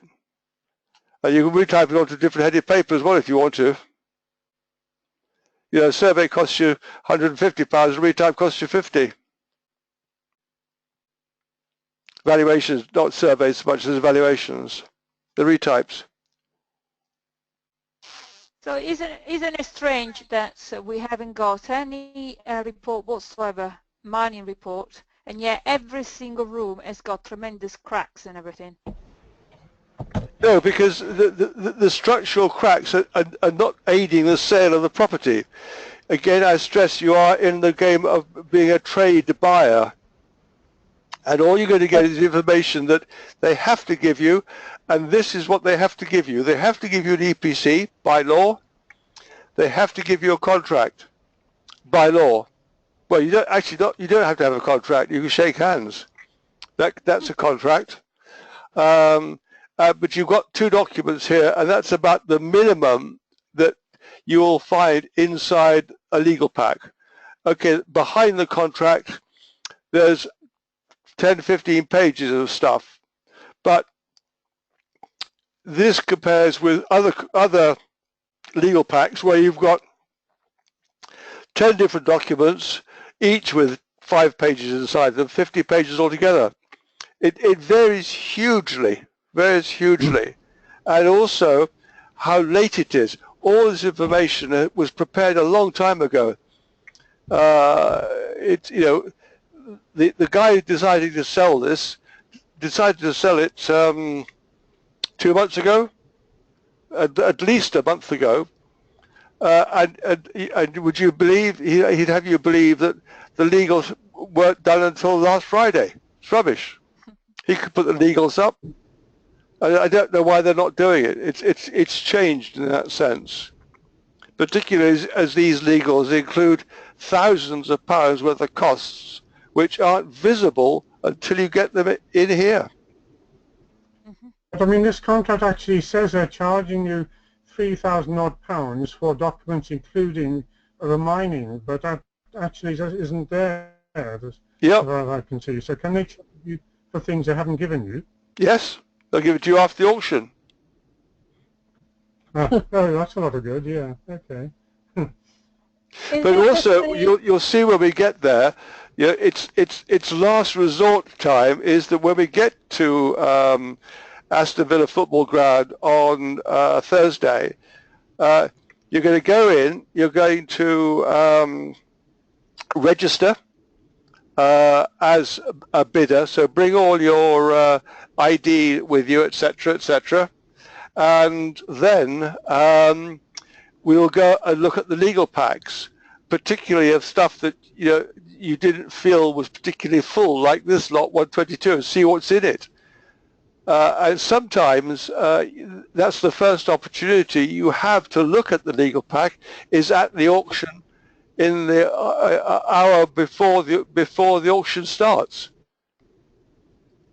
Behind, holding on to these packs are solicitors who ostensibly can answer all the questions, or all your questions. It's a very different world to buy properties quietly through estate agents. David, the criteria for commercial buildings, is it the same as far as the documents are concerned? Yes, auctions are the same. And Rick's laid out the rules. Royal Institute of Chartered Surveyors lay the rules down, and they all keep to them. But it's a different, as I say, it's a different world. But I'm glad we found this to finish with, because as I say, as I said to you, there could be virtually nothing in these legal packs, or you could have an evening's reading. We haven't actually looked at a leasehold pack at all, where you could have a 50-page lease to go through. When you I looked at one at a property in Handsworth, and it was a company that was actually, and there's a 3-year lease on it. The property's been actually split into 6 one-bed bedsits, and I could not make head or tail out of the lease. The only thing that really struck me that the lease started in August 2016 for another 3 years. No, that's not a lease. That is well, it's maybe a lease. I'm talking about leasehold, where you've got a 99-year lease. Yeah, yeah. You've effectively got an assured short hold. I mean, the worst legal pack to look at is a leasehold property that is let under an AST, because then you've got to look at the leasehold aspects of it, the lease itself, 99-year lease, and all the accounts that go along with the leasehold property from the freeholder, etc., etc. And then, having done all that, you then get into the provisions of the AST and what that says, what you can and can't do. Then you need to look at the rent arrears and God knows what else, and that can take you a long time to get through. It's that type of thing where it's very easy to make a mistake, and solicitors just don't want to know about it. If you walked into the average solicitor and said, "Can you check this for me?" they ask you to go home and find somebody else to annoy. No, it was complex, and it was leave me alone. That's what it rang to be. Sorry? I said it rang, leave me alone. It was just so complex and so many conditions. Yeah. And it sort of did detail all the responsibilities of the tenants and landlord and the freeholder and everything else. And as you say, that went on for umpteen pages. I mean, the company actually bought it for 109, and it's up for 150, and they're really trying to sell it by saying you're making £20,000 income per month. But yes, you must, 6 rentals, and then just as a rule of thumb, if you're buying income, the value is between 5 and 10 times your annual income. So if you're buying a £10,000 a year income, depending on the property and the circumstances, the value is between 50 and 100 grand. That's in the residential market. In the commercial market, the value of the property is based very much more so on the income and the strength of the tenant. So if you've got Tesco's as your tenant, because basically the way the commercial works is that if Tesco's are in there as a tenant for 20 years, let's say, or they've got a 20-year lease, if after 5 years they leave, they still stay on the stop sheet as a sort of guarantor on the new tenant. Whereas in the residential world, the old tenant goes home and gets off the stop sheet. But if you've got Tesco's as a tenant, you increase the value of the, as against somebody like me, for instance, you increase the value of the property considerably by having Tesco's as your first tenant. It's all based on multiples of rent and the how good the tenant is, how good he is for the money. Whereas this stuff, on the AST, at the end of the 12 months, the AST tenant gives up the tenancy and walks away with no residual liability other than that arose under his tenancy. He doesn't take on any responsibility or liability on any new tenant, whereas Tesco still stays in the frame until the end of their lease. If you were buying a property in auction, I mean, we looked at the property and they've had a tenant in there for 30 years. Are you obliged to take them on? Are you obliged to keep them? A 30-year tenant, yes, they'd be protected. If it's residential, This is why if you're going to buy a property with a tenant in it, you need to buy it with an AST, Assured Short-Hold Tenancy in England and Wales. It's called Assured Short-Hold in Scotland. And because anything less than that, you not only can't get the tenant out, but you won't get a mortgage as either if it isn't AST, but also tenancies are, you can leave them to your children. So your 30-year-old tenant, 30-year tenant could move his kids in and carry on. You can't refuse to continue letting to them. And the rent will be peanuts as well. Say that again? The rent will be peanuts as well, probably. Yep, they have fair rents or protected rents as well. Anyway, it is now 8:02, ladies and gentlemen, so it's time for me to go and have my supper before I fall over and collapse. No, I'm joking. When you There's just a quick one. for you. Go on, Peter. I'm just looking at this lot 78, which has got a lease on it, and presumably they're selling the freehold with it. Would that, do you think, raise any issues at all, or because the lease started in 48 for 99 years, so there's only 30-something odd years left on it, and Hang on, I not assume if you're 78. on the freehold, 78, yeah. Peter, if you look Yes. at that one correctly, the house is freehold and the land outside the front is the leasehold. Have a Oh, look at that properly. okay. The house itself is a freehold. I'm So the looking at lease is lot for 78. the front What did price. we say? The house Oh, is it's a freehold. The joint land drive. the front garden wall is leasehold. You're on a lease here.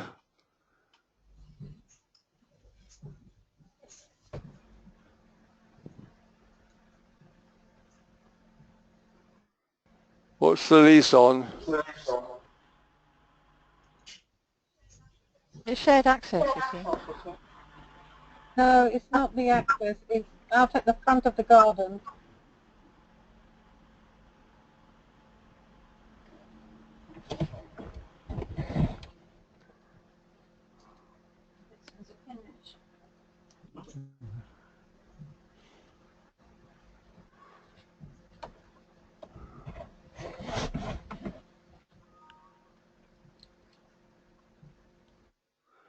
Right, you've got a lease. And it's got a peppercorn rent of £6 and something shillings if they collect it.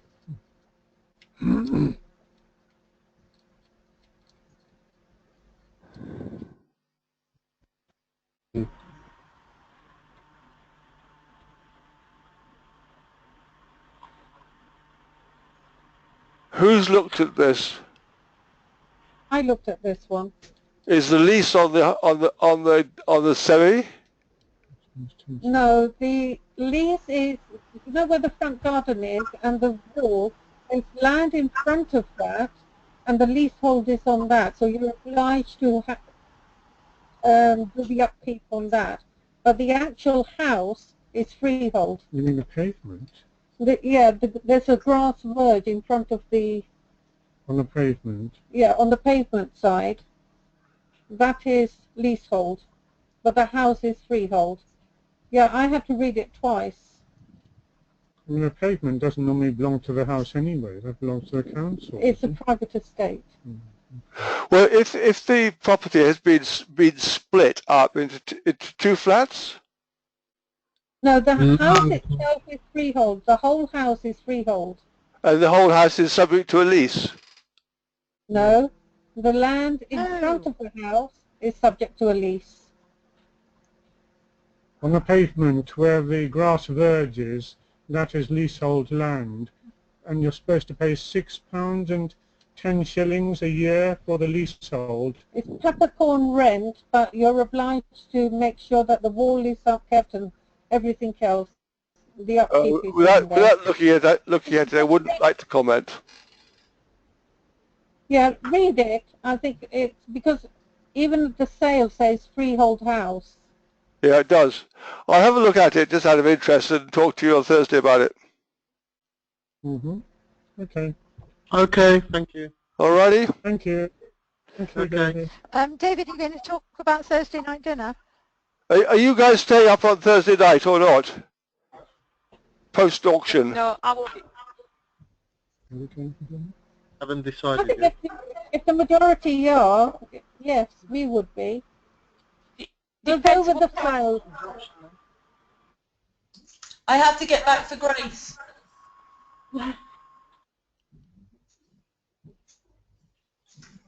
It depends what time we will start dinner. By 8 we o'clock? want to get back to. I have to check with Frank.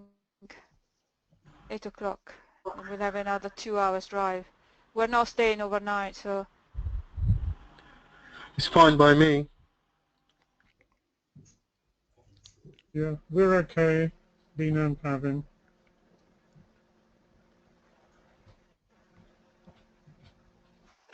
Okay, well, let's sort it out first thing on Thursday morning.